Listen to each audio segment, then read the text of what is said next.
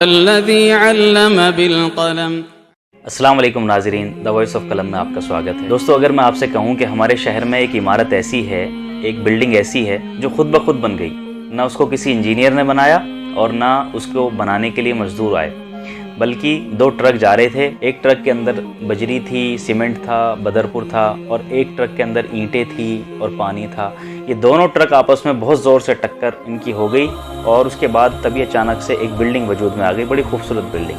तो क्या आप मेरी बात पर यकीन करेंगे? या फिर मैं आपसे कहूं कि हमारे शहर के अंदर एक डिपार्टमेंटल स्टोर ऐसा है, एक सुपरमार्केट ऐसी है, उसका कोई मालिक नहीं है, ना उसमें कोई वर्कर काम करता है। वो खुद ब खुद 8 बजे ओपन हो जाता है और खुद ब खुद 8 बजे जो है क्लोज हो जाता है, और सामान भी उसका अपने आप बिक जाता है, और जब सामान ख़त्म हो जाता है तो उसके अंदर अपने आप ही आके लोड हो जाता है। तो क्या आप मेरी बात पर यकीन करेंगे? या फिर मैं आपसे कहूं कि एक फैक्ट्री ऐसी है जिसका कोई मालिक नहीं है, ना उसको कोई बनाने वाला है, और ना उसमें कोई वर्कर काम करता है, बल्कि वो फैक्ट्री अपने आप चलती रहती है। उसकी मशीन के सारे पुर्जे अपने आप फिट होते रहते हैं। उस फैक्ट्री के अंदर जो प्रोडक्ट बनते हैं, जो कपड़े बनते हैं, वो लोगों के घर अपने आप जो है डिलीवर हो जाते हैं। तो क्या आप मेरी बातों पर यकीन करेंगे? अब ज़रा गौर कीजिए, ये हमारे आसमान का कारखाना किस तरह चल रहा है। सूरज एक जगह पर ठहरा हुआ है और बहुत सारे ग्रह, बहुत सारे प्लानेट जो है उसके चारों तरफ घूम रहे हैं। हमारी पृथ्वी उसके चारों तरफ चक्कर लगा रही है, जिसकी वजह से दिन और रात निकल रहा है। हमारा चांद जो है वो हमारी पृथ्वी के चारों तरफ चक्कर लगा रहा है, और ये सारे एक ही डिसिप्लिन के साथ चले जा रहे हैं, बहुत ही डिसिप्लिन के साथ चले जा रहे हैं। जिस प्लानेट की जो धुरी बनाई गई है, उसी धुरी के ऊपर वो घूम रहा है, उसी रफ्तार के साथ घूम रहा है, उसी एंगल पर वो घूम रहा है। ज़रा गौर कीजिए, बादलों के ऊपर ये रोज़ाना टनों के हिसाब से जो है पानी उठाते हैं समंदरों से, और फिर एक ख़ास जगह पर जो है ये बारिश की शक्ल में बरसा देते हैं। इस ज़मीन पर जो है पानी जब बादल बरसाते हैं तो उसमें तरह तरह के पौधे निकलते हैं, और उन पौधों से तरह तरह के फल निकलते हैं। हर फल का जो है रंग अलग होता है, हर फल का खुशबू अलग होती है, हर फल का अलग अलग टेस्ट होता है, और हर फल के अलग अलग फ़ायदे भी होते हैं। तो क्या ये कारखाना अपने आप चल रहा है? इसका कोई मालिक नहीं है, इसके पीछे कुछ वर्कर काम नहीं कर रहे, इसको कोई चलाने वाला नहीं है? फिर ज़रा गौर कीजिए कि इंसान किस तरह पैदा होता है। एक ज़रा से स्पर्म से और ज़रा से ओवा से इंसान पैदा होता है। किस तरह पैदा होता है? माँ के यूट्रस के अंदर वो एक जगह ठहरता है, और फिर बहुत सारी कोशिकाएं जो हैं आपस में मिलनी शुरू हो जाती हैं, बहुत सारी सेल आपस में मिलनी शुरू हो जाती हैं। फिर इंसान एक खून का लोथड़ा जैसा बनता है, और जहाँ पर नाक लगनी चाहिए वहीं पर नाक लगती है, जहाँ पर आँख लगनी चाहिए वहीं पर आँख लगती है, जहाँ पर दिल बनना चाहिए वहाँ पर दिल बनता है, जहाँ पर हड्डी बननी चाहिए और जितनी तादाद में हड्डी बननी चाहिए उतनी हड्डियाँ बन रही हैं, जितने गुर्दे बनने चाहिए, जितने फेफड़े बनने चाहिए, बिल्कुल एग्जैक्ट वही के वही परफेक्ट जो है ऐसे कैसे ही बन रहा है इंसान। किस तरह बन रहा है? क्या इसको बनाने वाला कोई नहीं है? ये अपने आप ही बन रहा है? क्या माँ इसको बना रही है या बाप बना रहा है? आपका दिल भी कहेगा कि ना तो माँ को मालूम होता कि अंदर क्या बन रहा है, ना बाप को मालूम होता। तो फिर कौन है इसको बनाने वाला? हम लोग अपने जिस्म पर गौर करें, किस तरह चल रहा है। हम लोग तो खाना खाते हैं, हमारा काम तो सिर्फ चबा के उसको निगल लेना है, लेकिन उस खाने में मौजूद कैल्शियम को कैल्शियम की जगह कौन पहुंचा रहा है, विटामिन्स को विटामिन्स की जगह कौन पहुंचा रहा है, प्रोटीन को प्रोटीन की जगह कौन पहुंचा रहा है? ये जो कारखाना हमारा चल रहा है, ये अपने आप ही हो रहा है या कोई है करने वाला? ये एक ऐसा चमत्कार है जिसे देखकर हर इंसान जो है ना दंग रह जाता है। अगर इस पर गौर करे तो देखे कायनात किस तरह चल रही है, ये ग्रह किस तरह चल रहे हैं, नक्षत्र किस तरह चल रहे हैं, ज़मीन से तरह तरह के पौधे किस तरह निकलते हैं। आप ज़रा गौर कीजिए कि एक ही तरह की हवा है, एक ही तरह का पानी है जो उस पर बरसता है, एक ही तरह की ज़मीन है, ना ज़मीन के अंदर कोई स्वाद है, ना हवा के अंदर कोई स्वाद है, ना पानी के अंदर कोई स्वाद है। फिर भी एक ही ज़मीन से तरह तरह के पौधे निकल रहे हैं, और एक बराबर में अंगूर का पौधा निकल रहा है, एक तरफ जो है आम का पौधा निकल रहा है। दोनों के टेस्ट बिल्कुल अलग अलग, कलर बिल्कुल अलग अलग, फ़ायदे बिल्कुल अलग अलग। इससे नतीजा ये निकला कि हमारा दिल ये गवाही देता है कि कोई ना कोई है जो इस पूरी दुनिया को चला रहा है, जिसने इसको बनाया है, पूरी नियमित रूप से डिसिप्लिन के साथ इसको रेगुलर चलाया जा रहा है। एक कार है और उसके 2 स्टीयरिंग व्हील हैं, दोनों जो आगे की सीट हैं दोनों पर जो है स्टीयरिंग व्हील लगे हुए हैं, और दोनों के ही सामने क्लच भी लगा हुआ है, दोनों के सामने ब्रेक भी लगा हुआ है, एक्सीलेटर भी लगा हुआ है। और उस पर 2 लोगों को बिठा दिया जाए तो वो कार कैसे चलेगी? डिसिप्लिन के साथ चलेगी या फिर उसका निज़ाम बिगड़ जाएगा? चाहे 2 सगे भाइयों को भी अगर बिठा दिया जाए, या फिर 2 बहुत गहरे दोस्तों को अगर बिठा दिया जाए, तब भी वो कार डिसिप्लिन के साथ नहीं चलेगी। एक इधर को ले जाने की कोशिश करेगा, एक इधर को ले जाने की कोशिश करेगा। डिसिप्लिन के साथ जब चलेगी, जब इस पूरी कार का कंट्रोल एक ही इंसान के हाथ में होगा। इसी तरह अगर एक मुल्क के 2 बादशाह हों तो क्या वो मुल्क डिसिप्लिन के साथ चल पाएगा? या फिर एक फ़ौज के 2 कमांडर हों तो क्या वो फ़ौज डिसिप्लिन के साथ काम कर पाएगी? एक छोटी सी रस्सी भी होगी ना, उसके अगर 2 मालिक होंगे तो एक रस्सी इधर खींचेगा, एक रस्सी इधर खींचेगा। डिसिप्लिन के साथ कोई भी काम नहीं चल पाएगा। फिर ज़रा गौर कीजिए, ये जो दुनिया है, ये सूरज है, ये चांद है, ये जितने भी सितारे हैं, ये कितने डिसिप्लिन के साथ चल रहे हैं। कभी ऐसा हुआ है कि सूरज जो है वो धरती से टकरा गया हो, या फिर चांद जो है सूरज से जाके टकरा गया हो, या कभी रात और दिन के हिसाब में अंतर आया हो, 24 घंटे के बजाय जो है 420 घंटे का दिन हो गया हो, या फिर कभी जो है 24 मिनट का दिन हो गया हो। कभी ऐसा हुआ है? कभी नहीं हुआ। कभी ऐसा हुआ है कि इस पूरी दुनिया से हवा ही कहीं ख़त्म हो गई? कभी नहीं हुआ। कभी ऐसा हुआ है कि इस दुनिया से पानी ही ऑटोमेटिकली ख़त्म हो गया? कभी नहीं हुआ। ये सारी चीज़ें बिल्कुल डिसिप्लिन के साथ चल रही हैं। इससे ही मालूम हुआ कि इस दुनिया को बनाने वाला और चलाने वाला कोई एक ही है। ये डिसिप्लिन इस बात की गवाही देता है, ये निज़ाम इतना जो परफेक्ट है वो इस बात की गवाही देता है कि कोई ना कोई है बनाने वाला और वो एक ही है। अच्छा, ज़रा मुझे बताइए कि चांद का मालिक अलग है और सूरज का मालिक अलग है क्या? जो जहन रखता हो, जो समझ रखता हो, वो इस बात की गवाही देगा कि कोई ना कोई है और वो एक ही है, 2 नहीं है। ऐसा नहीं हो सकता कि यूपी के लोगों को किसी और ने पैदा किया हो और पश्चिम बंगाल के लोगों को किसी और ने पैदा किया हो, महाराष्ट्र के लोगों को किसी और ने पैदा किया हो। पैदा तो किसी एक ने ही किया है, चला भी वही रहा है। सूरज का भी वही मालिक है, चांद का भी वही मालिक है, आसमानों का भी वही मालिक है, ज़मीन का भी वही मालिक है। इससे नतीजा ये निकला कि कोई ना कोई है जो इस पूरी दुनिया को चला रहा है, जो इस पूरे संसार को चला रहा है, और वो शक्ति, वो पावर जो है वो एक ही है। आइए जानते हैं उस अकेले मालिक की पहचान क्या है। दोस्तों, क्या वो अकेला मालिक जो है वो भी इंसानों की तरह पैदा होता होगा और इंसानों की तरह मर जाता होगा? उसके पैदा होने से पहले दुनिया कौन चला रहा था और उसके मरने के बाद कौन चलाएगा? तो इंसान ये समझता है कि उसका बनाने वाला जो परवरदिगार है, उसका जो बनाने वाला गॉड है, वो भी उसी के जैसा नजर आता होगा। उसकी शक्तियाँ भी बिल्कुल ऐसी होंगी। वो भी इंसानों की तरह हाथ पैर रखने वाला होगा, वो भी आंखें रखने वाला होगा, वो भी जो है शादी ब्याह करने वाला, बीवी बच्चे पैदा करने वाला और खाने पीने वाला होगा। इंसान की दिमाग की जो लिमिट है ना वो बहुत थोड़ी सी है, तो वो अपने अकॉर्डिंग जो है गॉड की डेफिनेशन पैदा करने की कोशिश करता है, बनाने की कोशिश करता है, जिसमें वो नाकाम रहता है। क्या वो भी खाता पीता होगा, वो भी सोता होगा? दोस्तों, हम क्यों खाते पीते हैं? हम इसलिए खाते पीते हैं क्योंकि हमारे शरीर की एनर्जी ख़त्म होती रहती है, हमारे शरीर में ग्लूकोज लेवल डाउन होता रहता है, विटामिन की कमी हो जाती है, प्रोटीन्स की कमी हो जाती है। उनकी पूर्ति करने के लिए हम खाना खाते हैं ताकि हमारा जिस्म चलता रहे।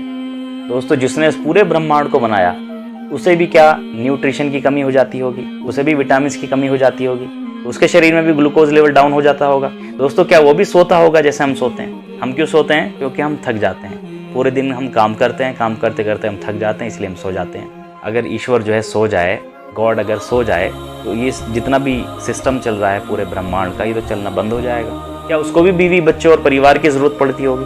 इंसान को बच्चों की ज़रूरत इसलिए पड़ती है क्योंकि उसे मालूम है कि एक दिन मैं मर जाऊंगा और मेरी नस्ल को आगे बढ़ाने वाला कोई ना कोई चाहिए। लेकिन वो जो गॉड है वो कभी मरने वाला नहीं है। आपका दिल भी यकीनन यही कहेगा कि इस पूरे ब्रह्मांड को बनाने वाले और चलाने वाले को इन चीज़ों की ज़रूरत नहीं है। उसे न खाने पीने की, न शादी ब्याह की, न बीवी बच्चों की, न सोने आराम करने की, और न किसी धन दौलत की ज़रूरत है।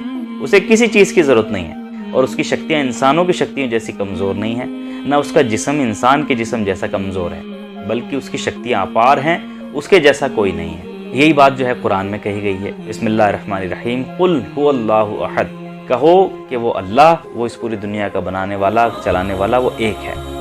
अल्लाहुस समद, वो बेनियाज है। बेनियाज का मतलब जिसे किसी चीज़ की ज़रूरत नहीं है, ना उसे खाने पीने की ज़रूरत है, ना उसे शादी ब्याह की ज़रूरत है, ना उसे आराम करने की ज़रूरत है, ना उसे सोने की ज़रूरत है, उसे किसी चीज़ की ज़रूरत नहीं है। लम यलिद वलम यूलद, ना वो किसी की औलाद है, ना उसकी कोई औलाद है, उसे अपना वंश आगे बढ़ाने की ज़रूरत नहीं। अगर उसके भी बच्चे हो जाएं तो गॉड के बच्चे गॉड, और फिर उनके बच्चे होंगे वो भी गॉड, फिर उनके बच्चे होंगे वो भी गॉड, तो गॉड की तो पूरी नस्ल चल जाएगी आगे। लम यलिद वलम यूलद, ना वो किसी का बेटा है। अगर उसका कोई बाप हुआ तो वो तो उससे ज़्यादा पावरफुल होना चाहिए, और उसका कोई बाप हुआ तो वो उससे ज़्यादा पावरफुल होना चाहिए। तो इसलिए न वो किसी की औलाद है, न उसकी कोई औलाद है। वलम यकुल लहू कुफुवन अहद, और उसके जैसा कोई है ही नहीं, वो अकेला है, तन्हा है बिल्कुल। और दूसरी डेफिनेशन कुरान में मिलती है आयतुल कुर्सी के अंदर, अल्लाहु ला इलाहा इल्ला हुवल हय्युल क़य्यूम, अल्लाह वो है जिसके सिवा कोई इलाह नहीं। अल हय्युल क़य्यूम, हमेशा से है और हमेशा रहेगा। ला तअख़ुज़ुहु सिनतुम वला नौम, न उसे थकान होती है, न थकावट होती है, न उसे ऊँग आती है, न उसे नींद आती है। ये अल्लाह की डेफिनेशन है। हर इंसान जो बुद्धि रखता है, जो समझदार है, उसका दिल यही गवाही देगा कि इस पूरी दुनिया को बनाने वाला, इस पूरे ब्रह्मांड को चलाने वाला, पैदा करने वाला वो अकेला है। उसको किसी चीज़ की ज़रूरत नहीं है, ना उसे सोने की ज़रूरत है, ना उसे खाने पीने की ज़रूरत है, ना उसे शादी ब्याह की ज़रूरत है, और उसकी पावर्स अनलिमिटेड हैं और वो इंसानों जैसा कमज़ोर नहीं है। उस अकेले मालिक को इस दुनिया में अलग अलग भाषाओं में, अलग अलग ज़बानों में जो है पुकारा जाता है। फॉर एग्ज़ाम्पल, अगर मेरे हाथ में एक कांच का गिलास हो और उसके अंदर पानी हो, और मैं अगर किसी अंग्रेज़ी बोलने वाले से पूछूं कि इसके अंदर क्या है, वो बोलेगा वाटर है इसके अंदर। और अगर मैं किसी हिंदी बोलने वाले से पूछूं इसके अंदर क्या है, वो बोलेगा जल है। अगर मैं किसी उर्दू बोलने वाले से पूछूं कि इसके अंदर क्या है, वो बोलेगा पानी है। अगर मैं किसी चाइनीज़ भाषा बोलने वाले से पूछूं कि इसके अंदर क्या है, वो बोलेगा शुई है। अगर मैं किसी अरबी बोलने वाले से पूछूं, वो बोलेगा इसके अंदर अलमा है, आब है। लेकिन अलमा बोलने से या फिर शुई बोलने से वो पानी शरबत नहीं बन जाएगा, कोका कोला नहीं बन जाएगा, पानी पानी ही रहेगा। इसी तरह वो जो इस पूरी दुनिया का बनाने वाला और चलाने वाला है, उसको तमाम इंसान जो है, जो बुद्धिमान इंसान है, वो अलग अलग भाषाओं में उसको पुकारते हैं, अलग अलग भाषाओं में उसको याद करते हैं। इंग्लिश बोलने वाले उसको दी गॉड बोलते हैं, अरबी बोलने वाले उसको अल्लाह बोलते हैं, हिंदी बोलने वाले उसको ईश्वर बोलते हैं, उर्दू बोलने वाले उसको खुदा बोलते हैं, रब बोलते हैं। लेकिन भाषाएं बदलने से वो नहीं बदल जाएगा, वो रहेगा अकेला मालिक। तो उस अकेले मालिक से हमारा क्या रिश्ता है? उस अकेले मालिक से हमारा वही रिश्ता है जो एक मालिक और ग़ुलाम का होता है। वो हमारा मालिक है, हम उसके ग़ुलाम हैं। हम उसके ग़ुलाम कैसे हैं, आइए उस पर भी गौर करते हैं। देखिए, इस पूरी दुनिया के अंदर अभी हमने बताया कि सारी की सारी चीज़ें उसी के कंट्रोल में हैं। देखिए, सूरज उसी के कंट्रोल में है, चाँद उसी के कंट्रोल में है, हवाएं उसी के कंट्रोल में है, ऑक्सीजन उसी के कंट्रोल में है, समंदर उसी के कंट्रोल में है, पूरी धरती जो है उसी के कंट्रोल में है, जंगल के जितने भी जानवर हैं सभी के जिस्म उसी के कंट्रोल में हैं, समंदर के अंदर जितनी भी मछलियां हैं और कीड़े मकोड़े हैं सभी उसके कंट्रोल में हैं। हमारे शरीर का भी आधा हिस्सा उसके कंट्रोल में है, किडनी उसके कंट्रोल में है, हार्ट उसके कंट्रोल में है, हमारा दिल भी उसी के कंट्रोल में है। हम चाहें तो उसको थोड़ी देर के लिए भी बंद नहीं कर सकते, ना हम अपनी किडनीज को बंद कर सकते हैं। इंटेस्टाइन उसी के कंट्रोल में है, और हमारे खून की सारी नसें, हर एक नस जो है उसके कंट्रोल में है। आप देखिए, जिस्म का बहुत बड़ा हिस्सा, हमारी बॉडी का बहुत बड़ा हिस्सा उसी के कंट्रोल में है, हमारे कंट्रोल में नहीं।